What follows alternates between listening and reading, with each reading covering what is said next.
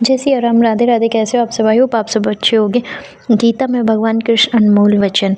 पूर्ण जगत में असंख्य लोग भगवान कृष्ण को प्रेरणा स्रोत मानते हैं। वे सभी के लिए आदरणीय हैं। आपको पता ही होगा, जब वीर अर्जुन युद्ध भूमि में अनिर्णय की अवस्था में था, वह अपने कर्तव्य के लिए उदास था। भगवान कृष्ण ने गीता ज्ञान उपदेश के द्वारा अर्जुन का ज्ञान नष्ट किया और उसे उदासीनता से मुक्त किया।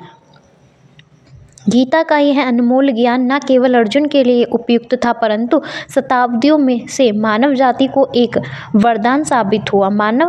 भागवत गीता से शिष्यों को अनगिनत लाभ हुए हैं। यहाँ हमने श्रीमद् भागवत गीता के कुछ अनमोल वचनों को आपके साथ समझाया है।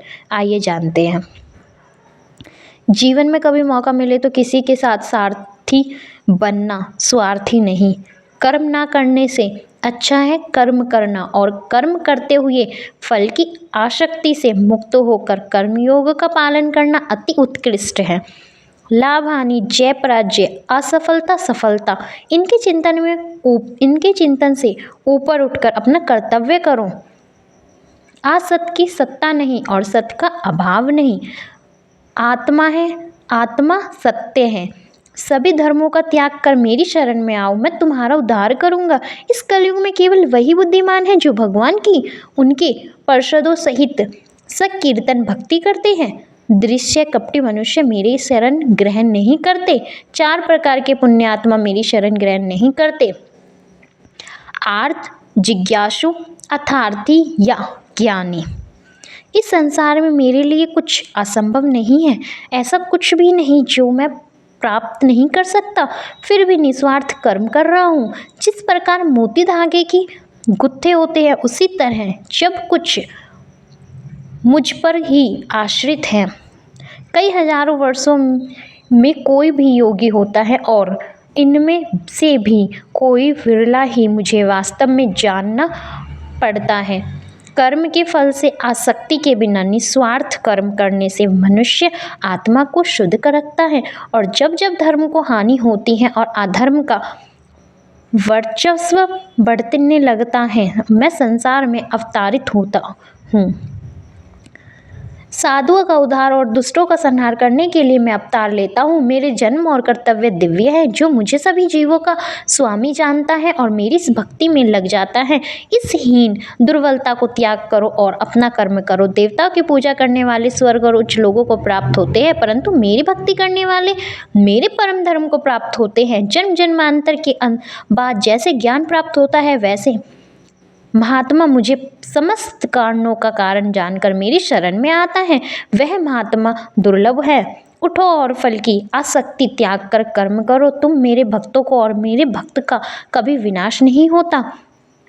सुख और दुख दोनों स्थायी नहीं है। इनका होना सर्दी गर्मी की ऋतु के आने जाने के जैसा ही है। इसलिए मनुष्य को चाहिए कि वह सुख में ना अत्यधिक उत्सव मनाए और ना ही दुख में अति शोक मनाए। जो जन्म लेता है उसकी मृत्यु निश्चित है, और मृत्यु के बाद पूर्ण जन्म भी निश्चित है। मनुष्य को चाहिए कि वह अपनी इंद्रियों को विषयों से हटाकर हृदय में मेरा ध्यान करे। ऐसा करने से वह परमानंद आता है। योगियों के कुटुंब में जन्म लेना अति दुर्लभ है। मनुष्य की इंद्रियां अति वेगवान होती हैं। उस समय में मनुष्य का भी मन हर लेती है, जो उन्हें नियंत्रित करने की प्रयास करती हैं। इसलिए मनुष्य को चाहिए वो योगाभ्यास करे और अति सावधानी से आत्मा को भवसागर से मुक्ति करे। जो अपनी इंद्रियों को नियंत्रण करता रहता है और सांसारिक विषयों से मुक्त होता है, वह शांति प्राप्त करता है। लेकिन जो इंद्रियों के नियंत्रण में चला जाता है, भवकूल में गिर जाता है। काम से क्रोध उत्पन्न होता है और क्रोध से बुद्धि का नाश होता है, और बुद्धि का नाश होने से वह शांति कैसे हो सकती है। जो मनुष्य वेदों की अलंकारिक भाषाओं से मोहित हो जाते हैं, वे धर्म देवताओं की पूजा करते हैं और जिनसे उन्हें फल शीघ्र ही प्राप्त हो जाता है, परंतु वे इस भूकंप में पुनः गिर जाते हैं। जो योगी संसारिक विषयों से स्वयं को मुक्त कर मेरी अन्य भक्ति में लग जाता है, वह मेरे परम धाम को प्राप्त हो जाता है। जिस तरह आत्मा जीवन काल में बाल्य व्यवस्था से तरुण और वृद्ध शरीर में अग्रसर होता रहता है, वैसे ही मृत्यु के बाद वह दूसरे शरीर में धारण करता है। विद्वान इस परिवर्तन का शौक नहीं करते। इंद्रियों से मन श्रेष्ठ है और मन से बुद्धि श्रेष्ठ ही है, आत्मा से भी श्रेष्ठ है। प्रकृति से सारे कार्यकलाप 3 गुणों के द्वारा अधीन पूर्ण होते हैं, लेकिन मैं भगवान श्री कृष्ण इन गुणों के अधीन नहीं, वे मेरे अधीन हैं। मैं समस्त भौतिक आध्यात्मिक जगत का कारण हूँ, संपूर्ण मुझसे उद्भूत है। जी बुद्धिमान यह जानते हैं, वे हृदय से मेरी प्रेम भक्ति करते हैं और मैं शीघ्र ही उनका उद्धार करता हूँ।